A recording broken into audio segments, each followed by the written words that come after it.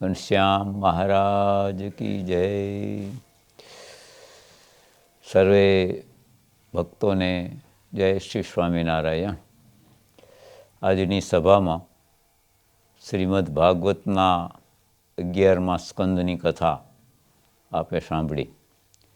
શ્રી કૃષ્ણ ભગવાનને ઉદ્ધવજીએ પૂછેલું છે કે હે પ્રભુ, તમને પ્રસન્ન કરવાના શાસ્ત્રમાં અનેક સાધનો છે, પણ એવું કયું સાધન છે કે જેના વડે કરીને તમે જલ્દી પ્રસન્ન થાઓ?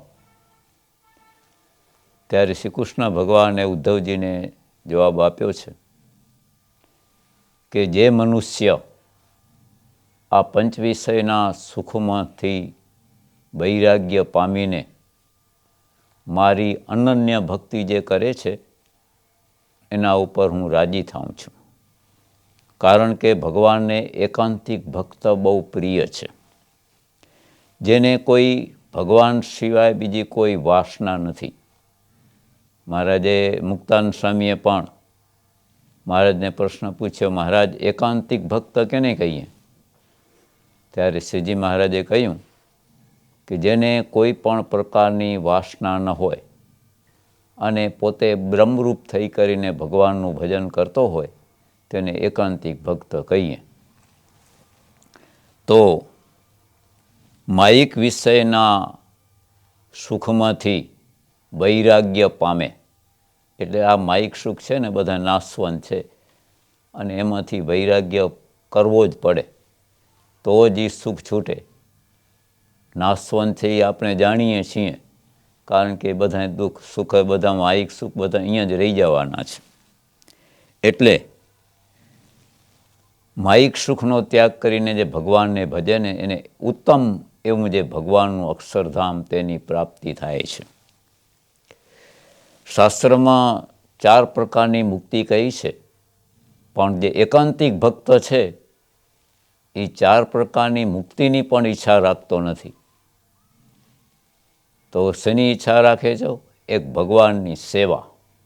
પણ જે કર્મ કરે છે એ ભગવાનને પ્રસન્ન કરવાને માટે જ કરે છે. તો એવી નિષ્કામ ભક્તે કરેલી સેવા છે ને એ મહારાજને બહુ ગમે. મહારાજ વખાણ કરતા મૂળજી બ્રહ્મચારીના કે આ મૂળજી બ્રહ્મચારી છે ને મહા નિષ્કામી છે, એના હાથની કરેલી સેવા અમને બહુ ગમે છે. એટલે નિષ્કામ ભાવ જે કરીએ ને ભગવાનને રાજી કરવા માટે જ બસ તો કરીએ સાધન, તો એ ભગવાન પ્રસન્ન થાય અને એનું સુખ કેવું છે?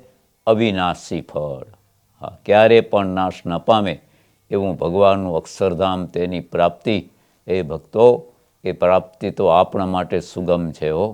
હા, જગતમાં કેટલોય જીવ પડ્યો છે, પણ આવા ભગવાન અને આવા અક્ષરધામની પ્રાપ્તિ એ તો આપણા ભાગ્યમાં આવી છે. એટલે આ દેહ કરીને હવે કૃતાર્થ થઈ અને એ ભગવાનનું ભજન કરીને અક્ષરધામમાં જવાય એના પ્રયાસો કરવા, ભગવાનને રાજી કરવા, સંતોને ભક્તોને રાજી કરવા. રાજીપો છે એ બહુ મોટી વાત છે. તો નિષ્કામ ભક્તે કરેલી સેવા અને એનાથી ભગવાન પ્રસન્ન થાય છે. જ્ઞાનેશ્વર ઇત્યાદિ ભક્તો એક વખત ભજન કરતા હતા. એવા કીર્તનમાં મગ્ન થઈ ગયા તો ભગવાન વિઠ્ઠલનાથજી પ્રગટ થયા. પ્રગટ થઈને દર્શન આપ્યા. પછી વિઠ્ઠલનાથ ભગવાને કહ્યું કે અનેક ભક્તો, અનેક બીજાએ પણ, ભક્તો નથી એવાય પણ કેટલાક મારા ચરણમાં પ્રણામ કરે છે. તો આજે મને ઈચ્છા થાય છે કે હું એ પણ કોઈકના ચરણમાં પ્રણામ કરું. તો કોના ચરણમાં પ્રણામ કરું? ભગવાન વિઠ્ઠલનાથજીએ આમ પૂછ્યું. ત્યારે બધા એકબીજામાં જોવા માંડ્યા કે હવે કેને પ્રણામ કરવા? ભગવાન કેને પ્રણામ કરશે? એટલે પછી એક ભક્તે કહ્યું કે જેસા બોલે વેસા ચલે. એટલે જેવું બોલે એવું જે આચરણ કરે એના ચરણમાં કે તમે પગે લાગો. એમ એકનાથજીએ કહ્યું. એકનાથજીએ એમ કહ્યું એટલે પછી ભગવાને કહ્યું કે એવા તો તમે છો કે જેવું બોલો છો એવું તમે આચરણ કરો છો. એટલે આચરણ છે, આચરણવાળા ભક્તો છે એ ભગવાનને પ્રિય છે. ખાલી બોલવામાં કંઈ વરે નહીં. એટલે ભગવાન તત્કાળ એના ચરણમાં પ્રણામ કર્યા હો. અને પ્રેમાનંદ સ્વામીએ કહ્યું ને કે એક મહારાજ તમારી મૂર્તિ વિના બીજું કાંઈ પણ અમને જોતું નથી હો. તમારી મૂર્તિ વિના રે બીજું મને આપશોમાં. તો એવા ભગવાન છે એ પ્રસન્ન ભક્તિથી થાય છે.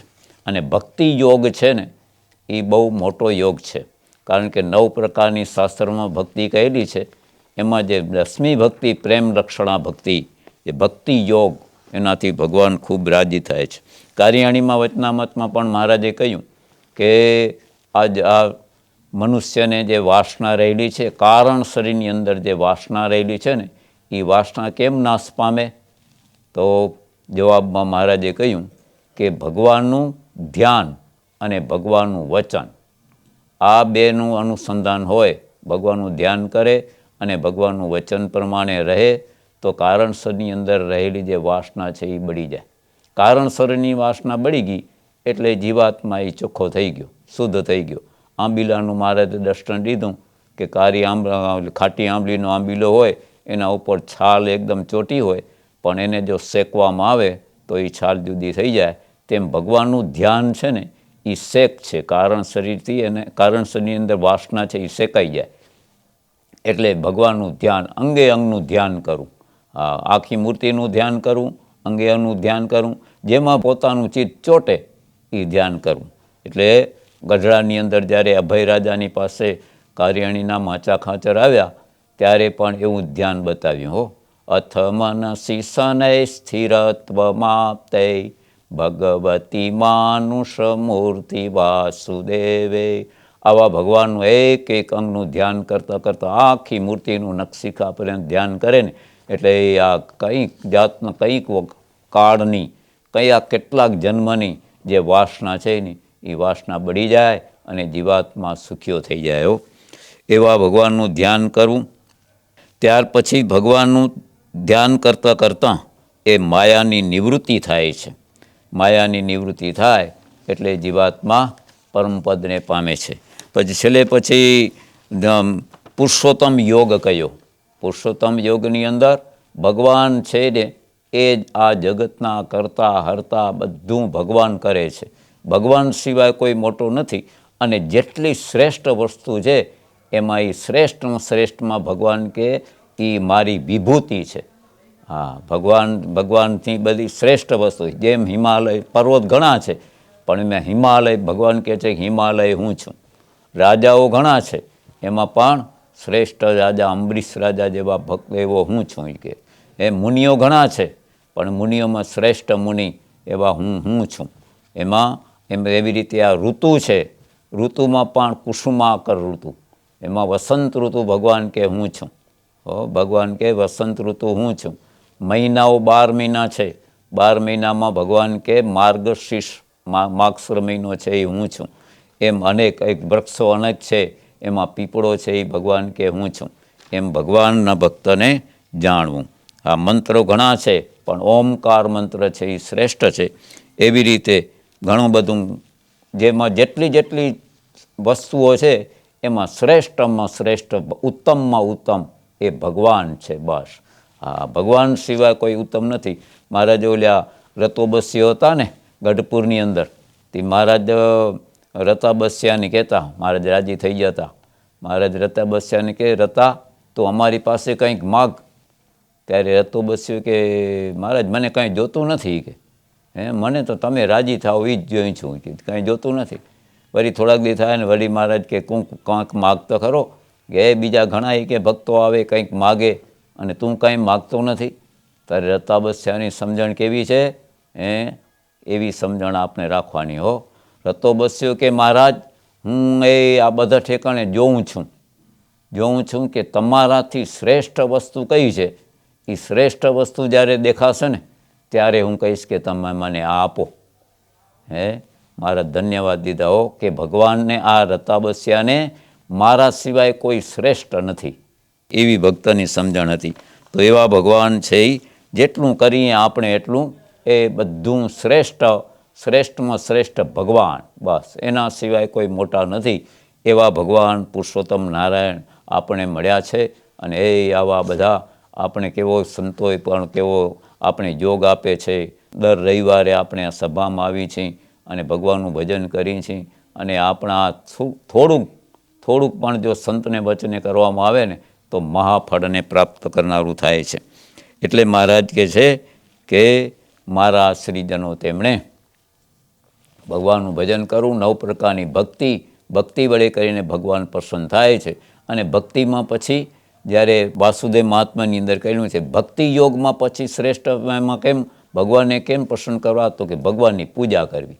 એટલે મહાપૂજા ભગવાનને અનેક પ્રકારના ઉપચારોથી ભગવાનનું પ્રેમથી શ્રદ્ધાથી પૂજન કરીએ. તો હમણાં જ આ વસંત પંચમી આવી, આપણી શિક્ષાપત્રી દીક્ષ શતાબ્દી મહોત્સવ ઉજવ્યો, એમાં એ ભગવાન પુરુષોત્તમ નારાયણની વાણીરૂપ એવી શિક્ષાપત્રી, તેનું આપણે એ પ્રેમથી પૂજન કર્યું. એ શિક્ષાપત્રી જેવો કોઈ ગ્રંથ નથી અને દુનિયામાં. અને એ શિક્ષાપત્રીની આજ્ઞા જેટલી આપણે પડાય એટલી મહારાજની પ્રસન્નતા થાય. અને એ આપણો એક આધાર છે. આધાર મહારાજે દયા કરીને આવી શિક્ષાપત્રી આપી છે, એનો પાઠ કરવો આપણે અને એનું પૂજન કરવું. અને જેટલા વચન પડાય નાના મોટા જે વચન છે ને એ સર્વોપરી વચન છે. એક અક્ષર છે ને સોનાનો છે. સોનાનો અક્ષર છે એ. એટલે એવી શિક્ષાપત્રીની પણ આપણે પ્રાપ્તિ થઈ છે. તો એવા આપણે સદગ્રંથો છે. અને વળી આપણે આવા સત્પુરુષો મળ્યા છે. યુવક મંડળના સંતો કેટલી બધી મહેનત કરીને આપણે આ ટકાવી રાખવા માટે, આપણો સત્સંગ જાળવી રાખવા માટે કેટલી મહેનત કરીને આપણા પાછળ એ પોતાનું જીવન અર્પણ કરી દીધું છે. તો એવા સંતોની આજ્ઞામાં રહી ભગવાનનું ભજન કરી અને અંતકાળે સ્વામિનારાયણ ભગવાન બધાય ભક્તોને અક્ષરધામમાં તેડી જાય એવી મહારાજના ચરણમાં પ્રાર્થના સાથે સૌને જય સ્વામિનારાયણ.